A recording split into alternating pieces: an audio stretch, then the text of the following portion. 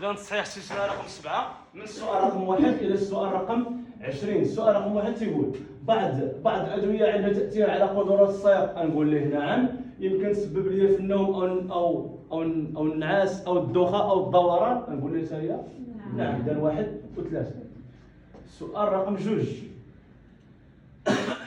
بعد ساعتين من الصياغة وقت رد الفعل كيصبح ثانيتين. نقول له نعم، كيولي ثانيتين. مع عمر رد الفعل كيكون اقل من ثانيه، ديما من ثانيه فما ولكن اقل حاجه هي ثانيه. ويمكن لي تزاد بعده عوامل من بينها التدخين، المخدرات، السكر، الاكل بكثره، التحدث مع شراكيب، ولا مثلا شي حاجه كتفتحها ولا التليفون. اذا اطاله رد الفعل.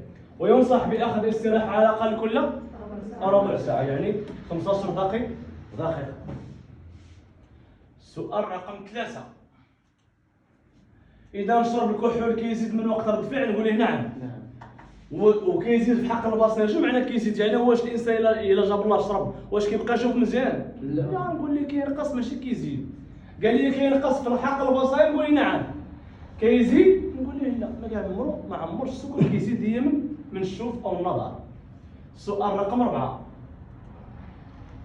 كنحس بالعيا. باين سؤال ساهل. كتحس بالتعب اش خاصك دير؟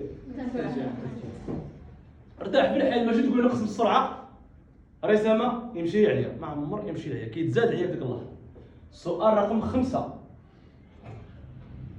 اثناء السير كيتقدر متوسط زمن رد فعل. متوسط يعني اقل حاجه هي ثانيه، ويمكن اللي تزاد اكثر من ثانيه. كيولي عندنا ثانيتين او 3 يعني على حسب الهيئه ديال الشخص. السؤال رقم 6 السائق المبتدئ كيتعب بسرعه. نقول نعم. اذا السائق اللي هو عنده بيرمي جديد راه كيعيا، شاد الديريكسيون، كثرت علبه التحكم ديال البيدالات ديال الفران ديال الاكسيراتور ديال لومبرياج. السؤال رقم 7 من الواجب على السائق تغيير مسافة الأمان. مسافة الأمان هي المسافة اللي محتاجة باش نمشي.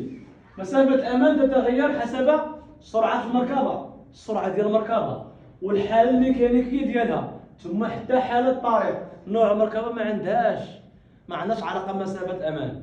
إذا سواء كتسوق فيات أونو أو كتسوق مثلا مرسيدس ولا فولكس فاغن ولا تويوتا ولا مهم، يعني ما عندناش علاقة بالنوع ديال هذه المركبة، وإنما عندها علاقة باش بالسرعه المركبه شحال غادي بها، والحاله الميكانيكيه واش عندها شي مشكل في المحرك ولا شي حاجه، ثم حاله الطريق. كاينه الطريق واطيه، كاين مثلا عندنا لي دودان او عندنا حفاري. السؤال رقم 8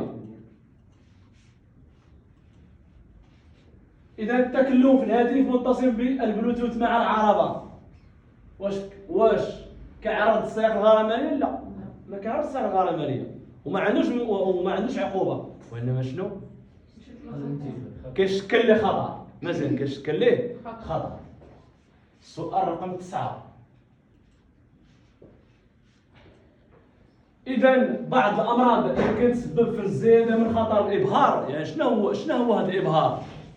الدهشه زعما. مزيان، داك الضوء اللي كيضرب لك على وجهك كيدو لك ضابه عند العينين ديالك. نقول ليه نعم.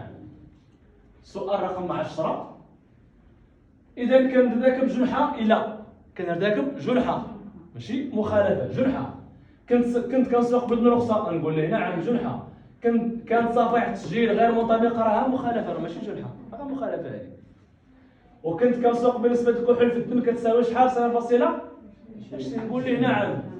كنت كنسوق في الاتجاه المعاكس، مخالفة. الاتجاه المعاكس هو انتيردي. إذا الجواب الصحيح هو 1 و3. السؤال رقم 11 في هذه الحالة مسافة الوقوف علاش كتزاد؟ حيت عندي الطريق مبلله والالتحام واش كيتزاد ولا كينقص؟ مزيان، الالتحام كينقص عندي والوقوف كيتزاد. مزيان. السؤال رقم 12 إذا في الطقس ممطر مسافة الوقوف مقارنة بطريق جافة كتكون؟ إذا عندنا طقس، عندنا مثلا الشتاء، ضبابة، الرياح، الثلوج، الرمال، كتكون مسافة الوقوف أطول وكتكون مضروبة في جوج. مزيان. 13. اذا كتنقص هي بحال نفس المعادله، كتنقص كتزاد كتضاعف. او دابا مزيان غير كلمه كتغير الجمله كاملها. الا قال لي كتضاعف الرؤيه بسبب اشعه الشمس، غنقول ليه لا، ما عمر الرؤيه كتزاد، وانما كتنقص عندي بسبب اشعه الشمس. الشمس اذا ضربتك في وجهك اذا ما كتخليكش تشوف الطريق بوضوح. سؤال رقم 14. إذا الأدوية بصفة عامة كتزيد النمط من زمن رد فعل؟ نقول نعم. إذا نقول ليه جواب رقم 1. سؤال رقم 15.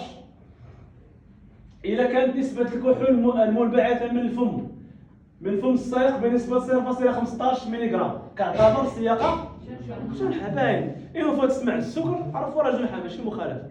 إذا السكر جرحى وغرامة من 5000 10000 درهم، شحال من وقت تمشي لك؟ 6. مزيان. سؤال رقم 16.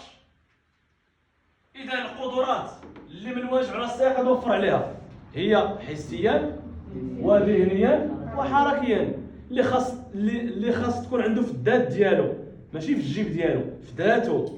خاص يكون حسيا ويكون ذهنيا ويكون حركيا.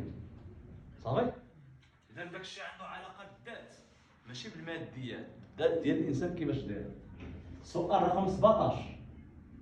إذا تقدير مسافة الأمان كتأثر بالمشوشات الليلية شنو معناه؟